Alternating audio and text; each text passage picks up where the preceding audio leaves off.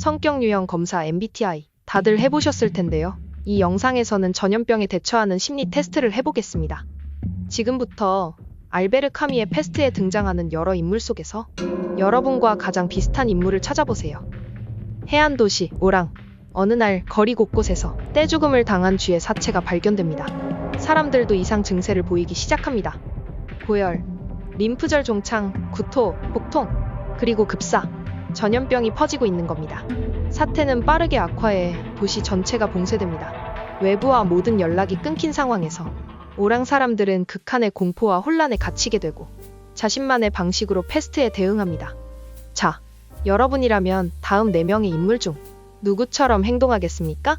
1. 리웨 박사. 감정 표현은 잘 못하지만 누구보다 따뜻한 마음을 가진 츤데레 의사입니다. 아내가 병으로 요양 중이라서 더욱 환자를 치료해야 한다는 사명감에 불타는 인물이죠. 다른 사람들이 전염병을 피해 도망가는 상황에서도 꿋꿋하게 환자를 치료하며 방역 활동에도 참여합니다. 삶이 부조리하고 어떤 재난을 맞닥뜨리더라도 인간이라면 끝까지 싸워야 한다는 주의입니다. 2. 랑베르 기자. 성장형 캐릭터입니다. 프랑스 출신의 엘리트 기자로 커리어도 연애도 성공적인 삶을 살았지만 패스트 때문에 오랑에 갇히며 생애 처음으로 고난과 고통을 경험합니다. 처음에는 오랑을 탈출하기 위해 온갖 수를 씁니다. 밀수업자까지 찾아가서 애인이 있는 파리에 보내달라고 애원하는 등 개인의 행복만을 추구하지만 리웨 박사와 타루의 헌신을 보며 스스로 오랑에 남아 사람을 돕는 선택을 합니다.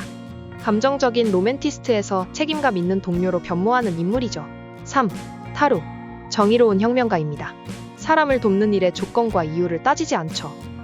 의외로 부잣집 도련님 출생이지만 법률가인 아버지가 법정에서 사형을 구형하는 모습을 보며 정의와 사회적 부조리에 대해 생각하게 됐고 이후 저항운동에 참여하며 어떻게 살아야 하는가를 고민했습니다.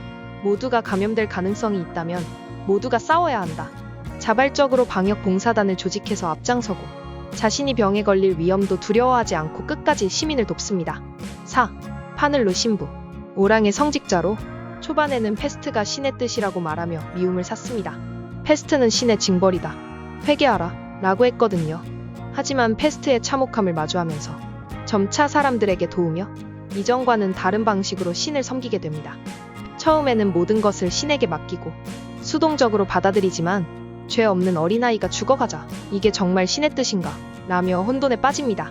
마침내 패스트를 신의 징벌이 아닌 인간의 연대를 시험하는 상황이라고 해석하고 사람들을 돕기 시작합니다. 소설의 결말은 이렇습니다. 패스트가 일단락되어 도시가 다시 개방되고 사람들이 일상을 되찾으며 환호하는데요.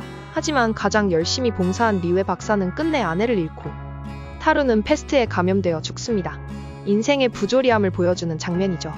한편 리웨 박사는 도시를 바라보며 이렇게 말합니다. 패스트는 사라지지 않았다. 단지 잠들어 있을 뿐이다. 이 대사 아주 중요한 대목입니다. 패스트가 단순히 전염병만을 의미하는 것이 아님을 보여주기 때문이죠. 소설 속 패스트는 아무 이유나 조건 없이 인간을 희생시킵니다. 독재, 전쟁, 기후 위기, 팬데믹처럼요. 카미는 인간이 예측할 수 없는 고난을 패스트로 형상화한 겁니다. 즉, 이 소설은 부조리한 현실을 어떻게 살아갈 것인가에 대한 이야기죠.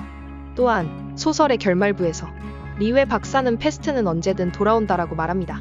이 대사는 패스트가 우리 안에 항상 존재한다는 뜻으로 인간의 탐욕, 이기심, 무책임, 사회적 불의와 폭력을 상징합니다. 이러한 것들을 방관하거나 무시하면 오히려 패스트에 휘말리게 된다는 겁니다. 이렇듯 패스트는 문학의 즐거움과 철학을 융합하여 어떻게 살 것인가? 에 대한 질문을 독자에게 던지고 있습니다. 지금까지 알베르 카미의 패스트를 분석해 보았는데요. 여러분의 패스트는 무엇이고 어떤 방법으로 맞서고 계신가요? 영상이 도움이 되셨다면 좋아요와 구독 부탁드립니다.